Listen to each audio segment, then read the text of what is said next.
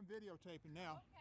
We're here at the Aviation Museum in Marietta, and we're here with Merlin, who his real name is Phillip Hunt, and he was actually a Top Gun instructor.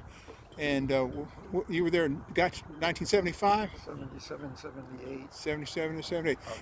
And we're here with Michelle Mallard, Joanne Flournoy, Jim Mallard, and Al Meyer. They're our friends who I've invited here today, and he's going to tell us about the F14A Tomcat, or whatever you want to talk about. Okay.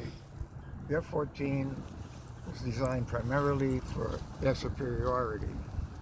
Its main job was to go out and get the bad guys before the bad guys could get in close to the fleet. It's the only supersonic airplane we have on display here at the museum. Okay. Top speed, if you want to look at it as a Mach number, Mach being the speed of sound at sea level, Mach 1 is about 720 miles an hour. This is a Mach 2.34 airplane, That's about fast. 1,500 miles an hour. Oh my God. And You flew this one. I I mean, flew the same type, not the... about $4,000 worth between the Navy and Grumman as a Grumman. Wow, was a fourth. flight test pilot. The rate of climb on the F-14, I know you guys have all flown on commercial airlines. Right. Take off out of Atlanta, it takes you a while to get up to, say, 35,000 foot cruising altitude. Two reasons. The airline, the air traffic controllers step them up. They clear them maybe to 5,000, then to 8,000, and so forth. Unrestricted climb, full military power, a clean F-14, that is, no rockets and Right. bombs and stuff hanging on it. Stage 5 afterburner, 45,000 feet per minute. 45,000 per minute. Wow. So 60 seconds, you're at 45,000. What kind of Yeah. G's do you pull in a turn? The airplane, the F-14, was dressed and certified for positive 8.7 Wow. and negative 2.4. Wow. We were supposed to keep it not more than 5. Not to protect our young bodies, but to protect the airplane. Oh, really? It's more valuable, that's Get some right. life out of the airplane when you pull.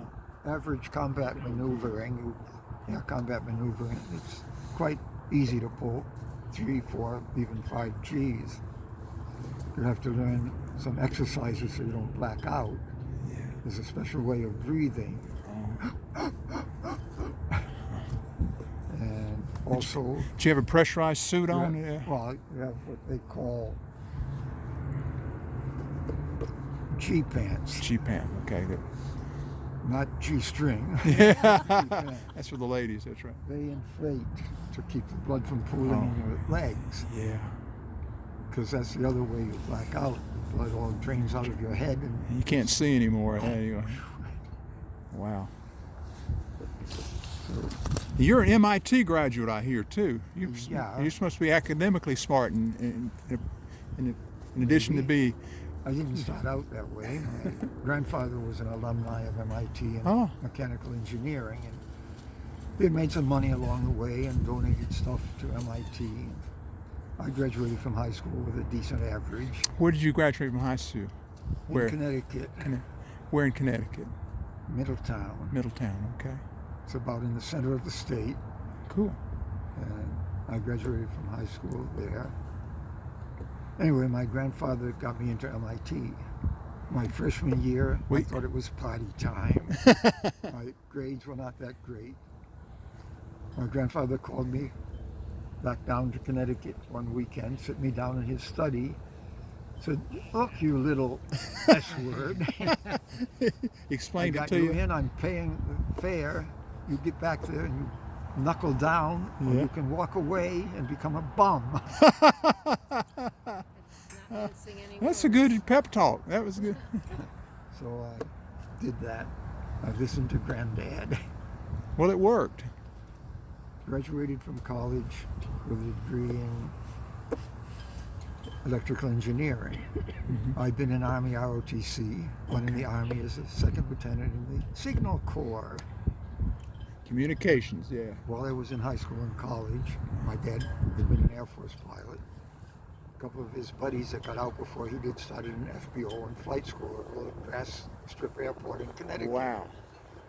They taught me to fly as a gift. By the time I was a senior in college, I had my civilian licenses, single engine land, instrument, commercial, and multi-engine. So you had a leg up on the military you had training. multi-engine before you even Before got into military. Navy. Wow. You started So- early. That's good. The Army commissioned me as a second lieutenant, Signal Corps, shipped me to Germany with what they called Streckheim Engineering Command, Strategic Military Communications. I'd been in country a couple of months. My CO called me in, Colonel Brandon, said, Lieutenant. And he had my 201 file and my medical on his desk. I said, what's this? Said, the Army has figured out that before you came in the Army, you were a licensed commercial pilot. Why the hell aren't you flying for us, damn it? We need pilots. So being entirely silly, I took the Army flight physical. Next thing I knew, the Army shipped me back to Alabama, to Fort Rucker for fixed-wing pilot training. Oh. There were 17 guys in the fixed-wing course. 3 of them washed out, 14 of us graduated, and the other 13 guys went to Vietnam. This was 1965. The Army in its wisdom turned me around and sent me right back to Germany, and I flew with an Army aviation detachment out of Ramstein, flying beavers and caribous. The caribou were eventually turned over here with guys. Now fast forward to 1969, I'm at Stewart Air Force Base, and we flew in support of West Point with the Corps of Cadets. My CO there called me in his office and broke the news to me that now that those were turned over to the Air Force, the Army would give me 3 choices. I'd fulfilled my minimum ROTC obligation. I could have resigned my commission and got out. By that point, I was a first lieutenant. Second choice, transition to flying helicopters. No, thank You you. don't want to do that. No. Third choice was to transfer to another branch. My dad had done it for the Air Force, my Uncle Harry for the Marine Corps, I'd done the Army. It was either Coast Guard or Navy. Navy's the right choice. Navy had sexier, more fun airplanes to play with. Yeah. So December of 1969, I was mustered out of the Army for immediate transfer to the Navy. I got to keep my O2 pay grade. Lieutenant JG, you went in. I went from first lieutenant to Lieutenant JG, down to Pensacola, went through the usual stuff, then Navy primary flight training. Even I'd been flying for years by then. How'd you learn to speak Navy-ese though? I mean, you didn't go through the ROTC Navy stuff or the academy or anything like that. You had to learn Navy lingo. The language, yeah, it Like can do. instead of referring to it as a latrine, you had to call it head and all that stuff. First thing you learn as a Navy officer, especially the ensign or Lieutenant JG, is the one person in the Navy you do not mess with is Chief. the chief. There you go. Yeah. Buddy up with the chief. They run the Anyway, Navy. I went through my initial Navy pilot training at Pensacola. Came out number 1 in my class. Wow. Was selected for tailhook. Shipped over to Meridian, Mississippi for advanced jet training. Then back to Pensacola for carrier qualification. That whole process took almost 2.5 years. My first cruise was on the John F. Kennedy. Would you go to the Mediterranean cruise? Yeah, I told you guys how I got my call sign. But the listeners don't know it. Tell us again. This is Okay. new ears. Every airplane on an aircraft carrier has an enlisted man assigned to it called the plane captain. I'm sure you know that. The plane captain, and he's a chief. He's a chief. Yeah, not the captain. Yeah. Okay. And they have total responsibility for the maintenance of the airplane. They do the final walk around before a carrier launch. Actually, the plane belongs to him, not to you. He just Yes. lets you drive it. I reported onto the John F. Kennedy, and they introduced me to the chief, it was the plane captain. He took me down to the hangar deck to show me the airplane. He said, Lieutenant, there's one thing you have to get straight right now. That's my airplane. I own that airplane. I loan it to you. Don't screw it up Fuck on it me. up. Yeah. In different terms. But yeah. And don't break it, man. He, in the middle of the Mediterranean, for lack of anything better to do, the old chief was reading the book King Arthur and the Knights of the Round Table with Merlin the Magician. And I've been out flying with another guy. We landed back on the boat, and the chief came up to me and said, "Lieutenant, you do magical things with that damn airplane. You should use Merlin for a call sign." Wow. And I thought that was kind of neat, so it stayed. That's right. Go ahead. So It's a good call sign. Yeah, it's so good it should be in a movie. it was, unfortunately. Yeah, I have a question about the plane. Sure, yeah, come on. I was just wondering what's this on the other side and what this for. Yeah, explain. I was just wondering what this Measure, is right here. What is that? measure something airspeed, I bet. That is an angle of attack sensor. There's another one there. There's one on the nose, that's that needle. There are two on the other side. Yeah. Yeah. The F-14 was not fully fly-by-wire like the F-22 or the F-35, but it did have an onboard flight systems management computer. That computer, to function, needed 4 inputs: altitude, airspeed, angle of attack, and absolute outside air temperature. Not to blow the fighter pilot image, but it wasn't me that was sweeping the wings and opening and closing the engine nozzles and the air intakes. It was the computer. Uh-huh. So those are some of the sensors. Oh, the sensors. Wait, what did you say? The sensor. Offensive? Sensor. Sensor, okay. For the, it looks newer than Now, the is plane. that where air comes in? Is that air measuring That's the airspeed? static. That's the static tube. That's the pitot tube. That The pitot tube working and the static system are the things that give you normal airspeed indication and altitude, barometric altitude. Behind this bump was the gun, Oh, that's your a front. 6-barrel, 20-millimeter Gatling gun, Oh, cool. capable of 6,000. It's not in there now, right? Capable of 6,000 rounds a minute. No, the gun's not in there anymore. The Navy kept it. So 6,000 rounds a minute. Wow. The ammunition was in a drum like the old. Lawrence How many rounds Tommy did you gun. have? Between Could you- 750 and 800. That's all. That's all. So how many times? Either one time for about 4 seconds. That's all. But the Navy, the gun was made by General Electric. Yeah. GE and the Navy were not silly enough to let us use all that ammunition at once. Oh, so On the breech was a kind of governor, and the ordnance guys could adjust that.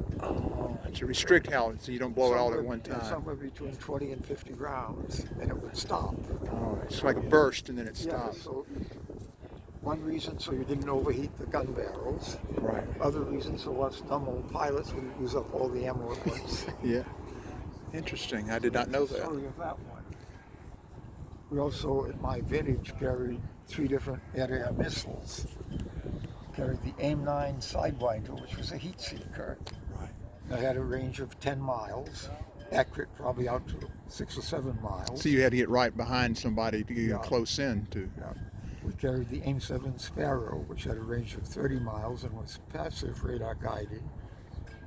And we had the big bad boy, the AIM-54 Phoenix, active radar guided, range of 104 miles. Once we launched it accelerated very quickly to 3,000 miles an hour Wow.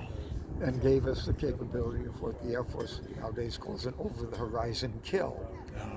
Aside from an AWACS, as the Air Force calls them, Use them as talking to us about separating the good guys from the bad guys, we could nail a bad guy without ever physically seeing him other than a blip on the radar. Now, on board ship, we call it IFF, identification, friend or foe, and you would squawk. Is that? Well, that's similar type thing, yeah. Hey, fellas, ladies, what else? That's a good question, Joanne. Got a question, Michelle? I was asking, do the wings move? The And wings do move. Yeah, come and show us that. they Right were- now, the wings are in the park position. The when what, it's on- pack? Park, P-A-R-K, for when it's on deck. Oh, okay. In flight, they don't quite that. Hey, Doug, how you doing? So take off and Got the land, Navy. and slow flight, the wings are swept about 15 degrees. Yeah, come and show us that. We're going to look at the wings, swept wings. oh, okay. That's the only reason I know about it. Okay. Yeah, where do they? This is a hard point. That's where some of the missiles would hang, Okay. in addition to weapon stations under the fuselage. The bump you see we call the knee. That's the pivot point. Oh, it comes out. Yeah. The whole back part of the wing swings out. For takeoff and landing and slow flight, it's swept about 15 degrees. Do you control that, or is it done by a computer? It's done by a computer. So it knows how far to sweep and when to Yeah, sweep, how again, far the out. computer needed to know the altitude, airspeed, outside air temperature, and angle of attack. And we'll do it automatically The without. computer automatically then did its Without magic pilot input. calculations and positioned the wings. Also in the air intake, there were some louvers and some bleed air ports. That's to reduce the airspeed from supersonic to subsonic. Jet engines do not function on supersonic airflow into the compressor. You don't get enough spin, you get what we call a compressor stall. You lose the engine power. So the computer adjusts ramps like louvers and opens and closes some bleed air holes. And that whole thing is to slow the supersonic airflow down to subsonic so it can spin the compressor in the engine. Now there's no engine in here now. No, Okay, it's blocked off. it's pretty empty now. There's the nozzle. And there are some stuff back there that has cute nicknames. Here, show it. Show and tell. Pigeon protection. Yeah, that's so the pigeons won't sit on it. Look. These are the stabilators. They're a combination horizontal stabilizer and elevator. This is the output end of Ooh, one of the two engines. don't want to get here when it's This is titanium. Toast. You see a cable going around that goes to a servo system. titanium. These nozzles, unlike the ones on the F-35 and on the British Harrier, that are not vectorable. Oh, they don't. But the computer can open and close these. Right. I compare for our visitors to the nozzle on a garden hose. Okay. On accelerate the airplane, the computer closes these to concentrate the thrust and give it more effective power. Okay. Slow the airplane down, the computer opens them a bit. Go to afterburner, they snap wide open because now you have flames coming out here and you don't want to melt the titanium. Oh yeah. And we called them the turkey feathers. Turkey feathers. Very. Yeah. Kind of. I see it. Here, this flat thing has a couple of things going for it. It has speed brakes on it. And it has these two empty holes, What's that for? chafe and flares. Oh yeah. Chafe or chaff? I've heard both. Chafe, yeah. Yeah. Decoys The type thing. bracket that held the tail hook, which we don't have, it's probably on some Oh, yeah. captain or admiral's wall in his man cave. The tail hook would come out and drag. Yeah. Yeah. Wow. This flat piece also has this funny looking hole here. That's for dumping fuel. Oh. Before you land. Well, if you're too heavy, you Yeah. have to land. If you're having a problem, the airlines do it also if they have to. And I tell people that, and my sidekick here is kind of laughing because he's heard this spiel 100 times. Doug. People say, well, that's right between those engines. Won't it catch fire? Yes, it will, and it was meant to. Oh, to burn it off so it To didn't. burn it off in the atmosphere before it lands on your house or your yard Or the ship it's in Or the plane ship. guard position behind you yeah. when you land.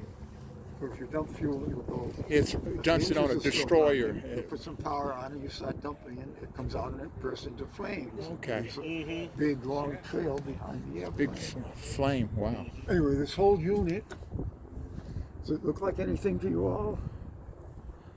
What animal has a big flat tail? Platypus? Well, yeah, but Duck- we call this the beaver tail. Beaver tail. I got you. Australian Air Force's platypus tail. Oh, is it? Yeah. I made that up. That's just It sounds appropriate. Doug. Yeah. We're here because of him today. Yeah. Doug invited us today. That's why we're here. Okay, I didn't realize that. Yeah. But you're the real Navy guy, so we're with you, not him. These project games are now. Honest tour guide. That's right. And Brett, Yeah, tell us something more interesting about this plane. Doug does a very good job. He's one of the tour guides. He's very good. I would have Can you take us to the cockpit? not on this. It's sealed. Oh, it is sealed? You can climb up And just look stairs in? and have a look inside. Well, can we, let's go up and look inside. I mean, Yeah, you can go up yeah. and look inside. Can you go up there with us? Because you need You to. can go up and look in by yourself. You can't get in there. I know, I'm just saying, you could point to stuff. Why don't you have a look inside, and then I'll show you a photo in my... Okay. Well, I want you to. Can you come up with us and Yeah. point in? Yeah. I want you to tell us what it is, because I'm a ship driver and I don't know. Okay.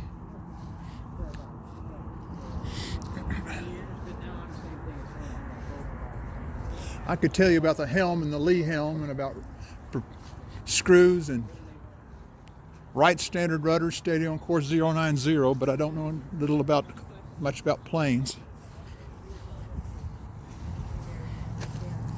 We don't know the answer to anything. We just go do it. Now we're going up to look into the cockpit. We just go Got do it. the app. See what we can see in here. It is higher stairs. Yeah. So this is where the pilot is this the navigator? No, that's the radar intercept officer, or RIO. Okay. And you can't see it down there probably, but that's where the radar was or is that Okay. they could use to track opposing airplanes. Now is this a model or version that you flew? Yeah, this is an A model. A model, In the okay. Navy, I flew the A. Later, with Grumman, I flew all four of them, including the D model. Now is that where you put your hands if you want to eject? Yeah, What's those that? two handles, if you have to eject, you reach back and you grab those and pull down. Now, what kept you from breaking your arms and stuff like that? Well, Because like, the F-14 has sequential ejection sequence. okay, You yank those, first thing that happens is the canopy blows off. okay. That's the entire canopy, Yeah. from front and back. A few seconds later, the charge under the Rio's seat goes off and shoots him out of the airplane. Then a few seconds later, so you don't collide, that ejection seat fires and throws the pilot out. So you both go, or you both go. You can't just eject one and leave the other one in there. Now, once you initiate a sequence, Yeah, it's gone. This canopy's gone. sequence. Because John McCain broke his arms. His arms were broken when he was Right. ejected, but that was probably a different model. They Well, weren't- that was from the A4. Yeah. But you didn't have that problem here. I guess as long as you held on there, Well, you yank those and would you? then you get your hands out of the way. Oh, really? You don't continue to hold on to that thing? The No, two because hand? you're strapped into the seat. When Right. You go, the seat goes along with you sitting in it. Does that headrest go with you? Yeah. Okay, so this entire The entire unit seat. device. The seats, these ejection seats are made by a British company called Martin Baker. Okay. If you have to eject, and I never had to, you get to be a member of what they call the Martin Baker Club. Oh, they probably keep records of who's a member of the Yeah, club. and no one wanted to be a member of that club. So there was never a problem of getting their extremities broken by ejecting your legs or your arms. There may have been, but I didn't hear about any except in the movie Top Gun, where poor old Goose got killed. Yeah, punching yeah. out. As a matter of fact, that may have been in my mind that his head hit the canopy or something like that. So, which position did you fly? The pilot front? Yeah, the pilot always was in the front seat because at that seat you could not fly the airplane. Okay. No flight controls back there.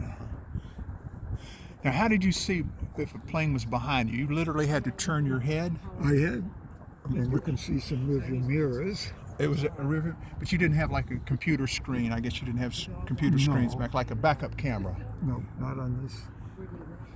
Because to crane your neck around to look behind you would be very. Is that his job? Yeah, pretty much. Yeah, you could lean over and look back and had some decent visibility, more than on the F4.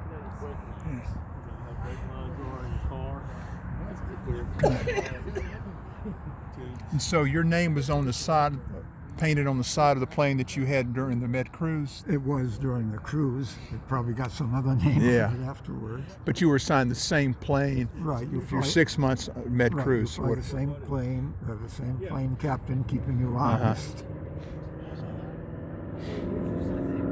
So Merlin, this Here, That's right. There you go. So you can have more room. The only thing I wish is you could take us for a ride. That's the only thing. Swing out. See how to swing out there? How it See changes how it looks. Oh Yep. yeah.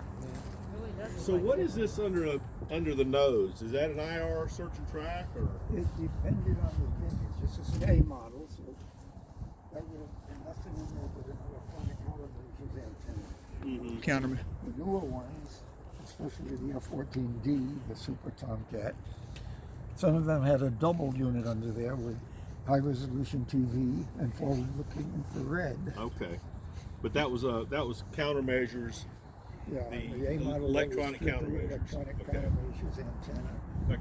like a jammer. Yeah. Okay. So this retracts? What's in that?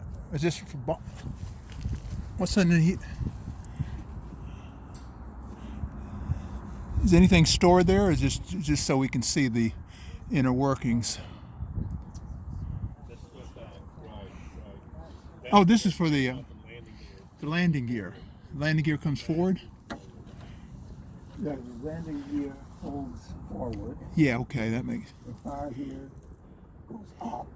The bar is what goes to the catapult for takeoff. Yes. Yeah, it pulls it rapid steam. It's swung back further than go fast. Now, how much did this thing cost in millions of dollars back when you flew it in '75?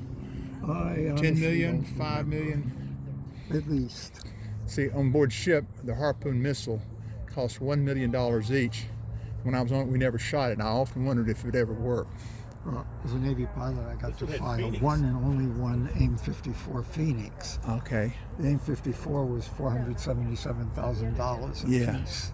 So they didn't want you to practice a lot with that live ammunition. It's kind I of got- Well, back expensive. then, $500,000 was a lot more money than You- Yeah, that's absolutely. true. Yeah, it's very true. They loaded up. They put 6 of them on here. Up to 6. Yeah. And I can show you. Okay. We got 10 minutes to show time. Oh, okay. We got to get over there in 10 minutes. Yeah, I think we can get there in pictures. And where are we going?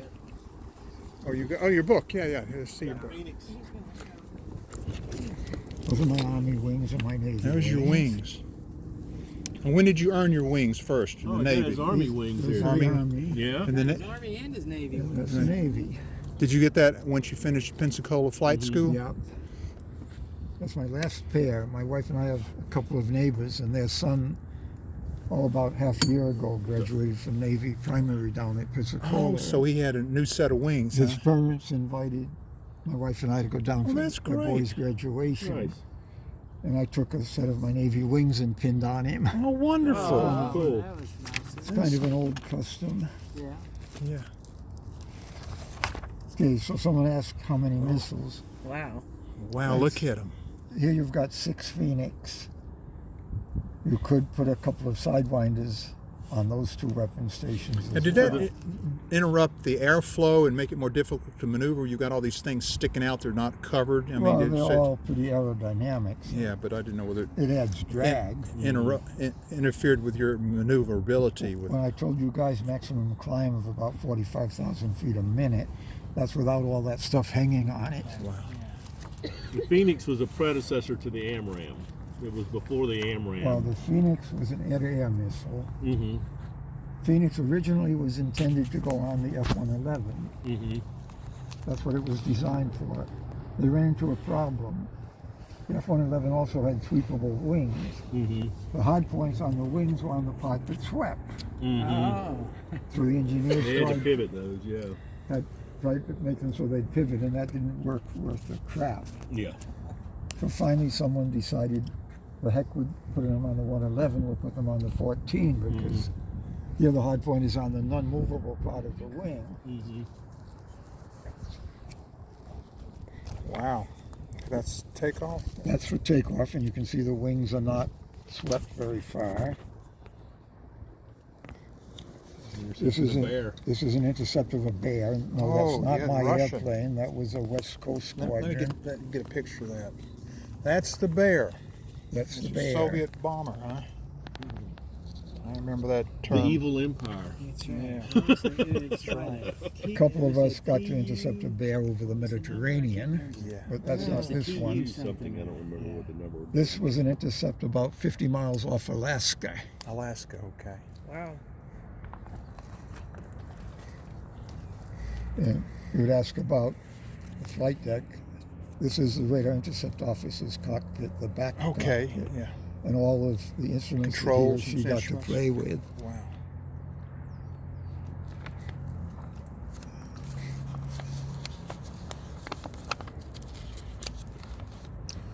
That's That's the what, pilot. and you were the pilot, right? Yeah. Not the rear. You've got the heads-up display and all the bells and whistles. That is the John F. Kennedy. Wow. And you flew off the Kennedy, right? Yeah. That one. Oh, that was your plane? Yeah, the Navy wanted some publicity and recruiting photos. Oh, okay.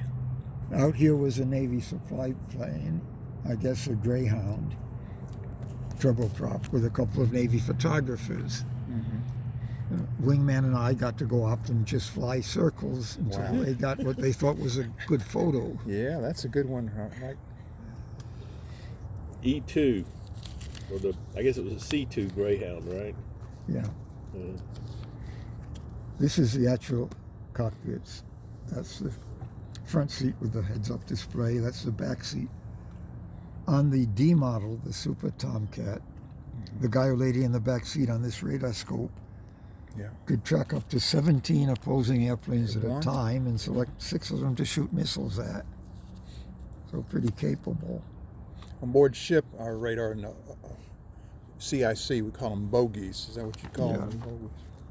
This is the gun. Oh, yeah. You can see the canister for the ammunition, and it fed up to the breech. And how many rounds did that have, you said? Somewhere between 750 and 800, give or take a few. And you could deplete it in what, 2 or 3 seconds then? Well, 6,000 rounds a minute. 6,000. Oh, If you do the math, It's- 3 or 4 seconds. wow. He said they had a governor that they would only shoot maybe 50 rounds at a time so Yeah, it wouldn't that- overheat. And, That was on the breech, and that was handled by the ordnance guys. This is the AIM-9 Sidewinder. That's the AIM-7 Sparrow, and that's the AIM-54 Phoenix. On board ship, we call it the NATO Sea Sparrow. I don't know if it may be similar. It's air to air, right? Ours was surface The to air. F-14 never carried the Zuni, the missile that got cooked off of an airplane behind it, McCain's airplane on the boat. That's an actual Phoenix missile launch. Oh, wow. And that's not my airplane either. That's a Navy stock photo. Look at all the fuel tank locations. Good God. And the wings. Yeah. There's not any spare space on a fighter. Oh, wow. Look at all that. I didn't realize the extensive amount of fuel tanks you have. 16,000 pounds in the internal tanks, and if you needed it, another 4,000 in an external. Wow. And that is a Phoenix, and that is a Sidewinder. Okay. Phoenix and sideline.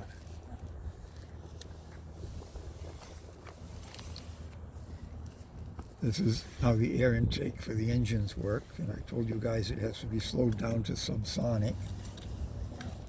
This is the difference between the 4 different A, F-14 B, models. and D model.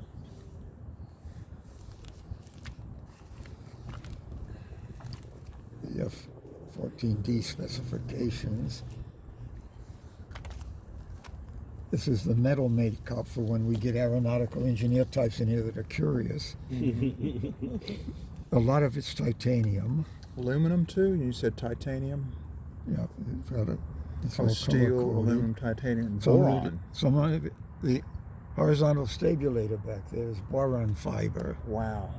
One of our volunteers, because it's blistering, was going to sand it down and paint it. Oh. Told him, no. You want to die? I can't let you video that because Oh, okay. that's an official Navy document. Okay. I don't want you or me to get in trouble. Yeah. Let me get that. It cannot be inherited, nor can it ever be purchased. I've earned it with my wings, bloods, sweat, tears. I own it forever. The title veteran naval aviator. Aviator. Well, that's great. Well, thank you so much. This is, Appreciate it, Okay, Merlin. top hatters. that's Fighting VF-14. 14. That's the squadron I flew for Wow. on the Kennedy. Well, thank you so much. Let me shake your hand. Let me give you a salute too. I salute you. Thank We're you. going to Top phase two. hatters. We're going to listen to the author talk about. Are you going to come in there with us? No, I'm going to hit the road. Hit the road. You go watch some college football. I understand.